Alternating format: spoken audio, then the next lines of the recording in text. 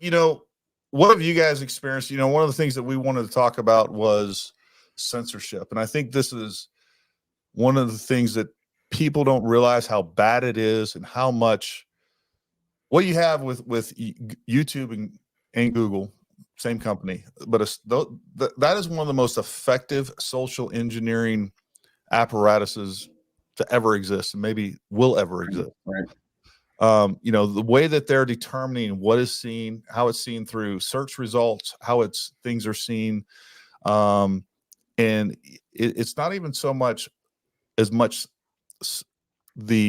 what they promote, but again, you're only getting one side of it, either through suppression or through promotion. They're determining what the narrative is. They're determining what people think to be truth.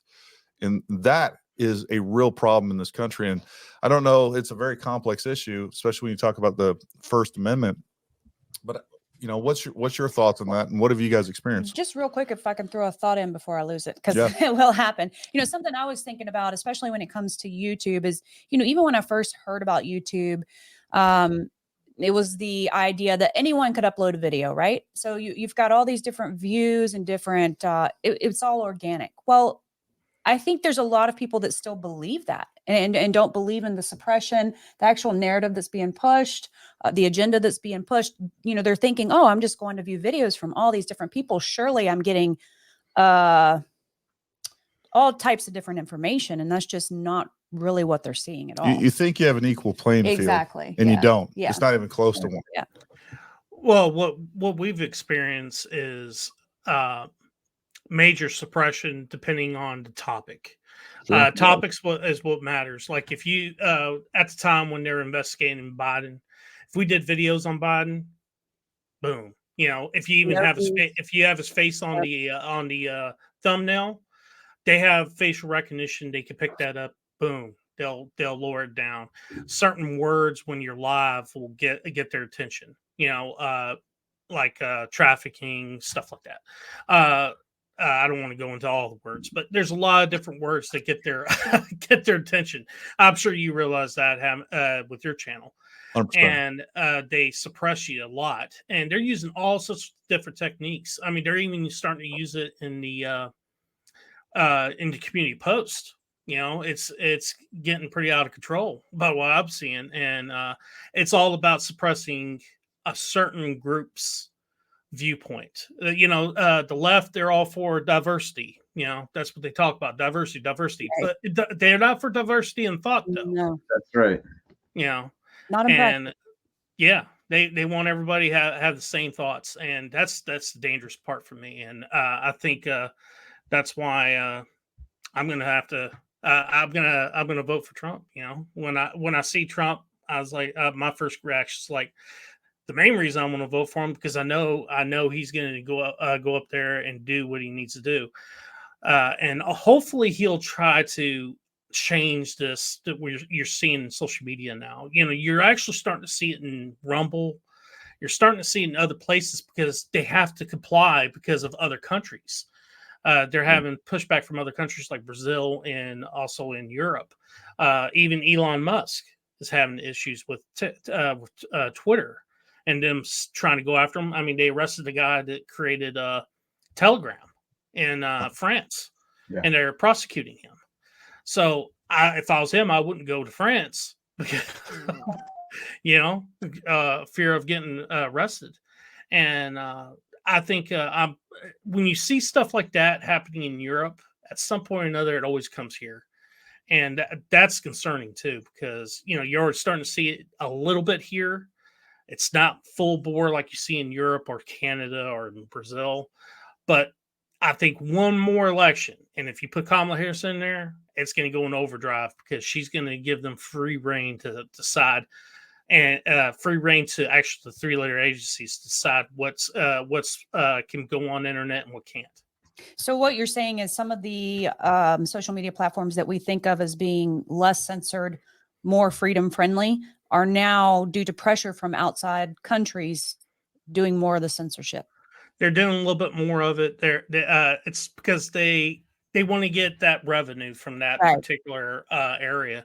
and so they have to comply a bit in order to make sure that they actually stay there.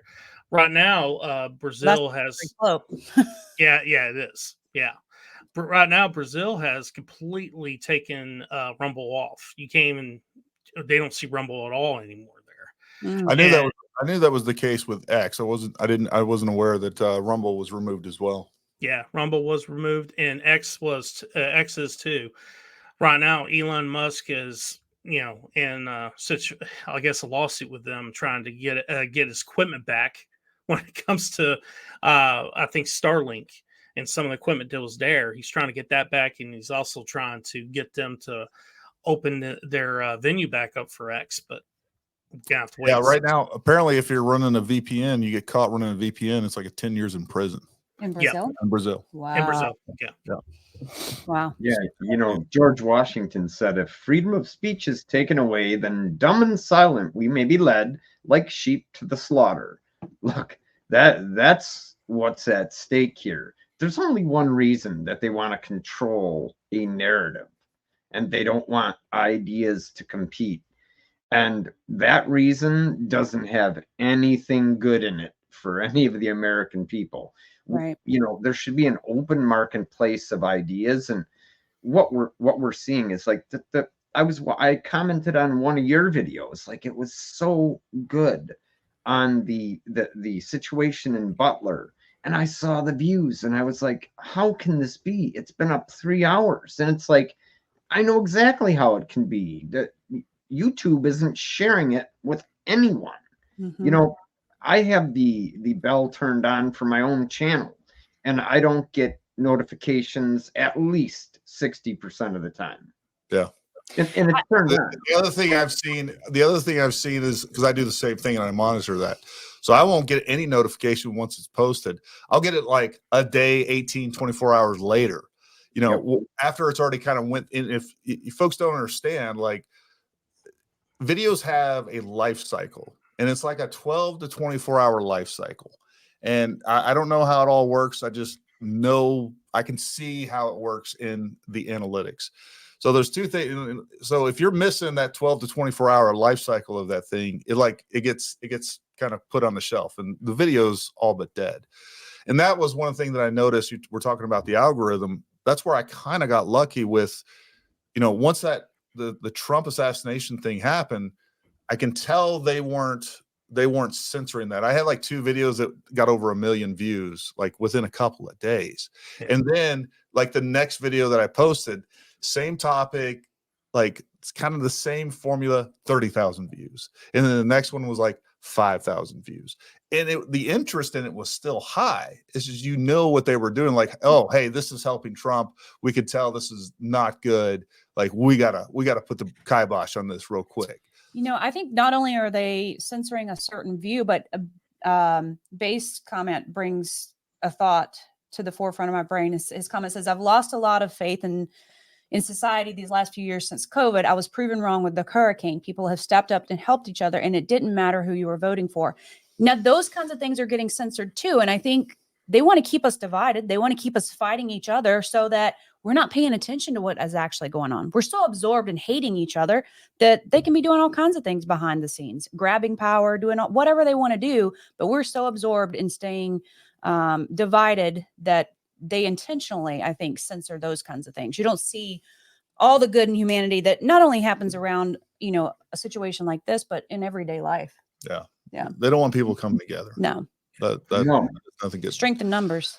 They don't want discussions in the open marketplace of ideas because they're afraid of losing, and they definitely don't want people coming together. They want division. Mm-hmm. I mean, it's an old tactic, divide and conquer. It's simple, sure, but it's easy, and it works. I just don't know that ever before has the good in humanity been so censored.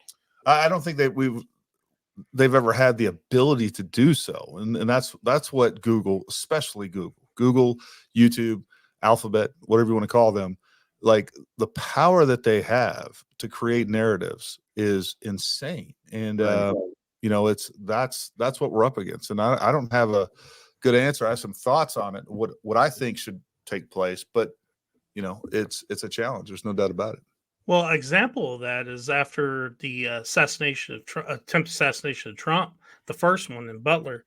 What did Google do about 2 or 3 days later? If you look up the assassination, they'll bring up the assassination of JFK, of MLK, and also RFK. And I was like, what? And then once Kamala Harris started doing her rallies, if you look up Trump rally, Kamala Harris rallies would come up. So that's how, that's how they're trying to change the narrative in order to control exactly what you can see and what you don't see. This was going on during COVID. I remember I wrote up an article for a blog. It actually got like 15,000 reads, which was like, wow, it's the first thing I'd written since college, but it was on ivermectin. And when I would go, if I would use Google and I wouldn't go to like NCBI or to primary sources, and I would just use Google, there was only 2 pieces of information Google would give me. They would tell me the lawyer's statement about ivermectin that they can't, and then they would tell me that it was for animals. Right. But that was it. And you had to go to the primary sources to read any of the studies or, the random controlled trials that were done. So they're doing this on very specific topics. And there are still millions of Americans who think it's for horses. Right. You know what I mean? Even though the FDA and the CDC have publicly come out and apologized, so it's effective. And that wasn't a headline. And they're actually prescribing ivermectin for like what they call long COVID and all these other things. I mean, ivermectin is one of the safest, most effective drugs ever made. And it's crazy that the way that they've gotten away with demonizing it and the things that they've done. And just speaking of that, one of the things that drove me nuts, I mean, literally within the first couple of days of COVID was, when the mask mandates started coming out.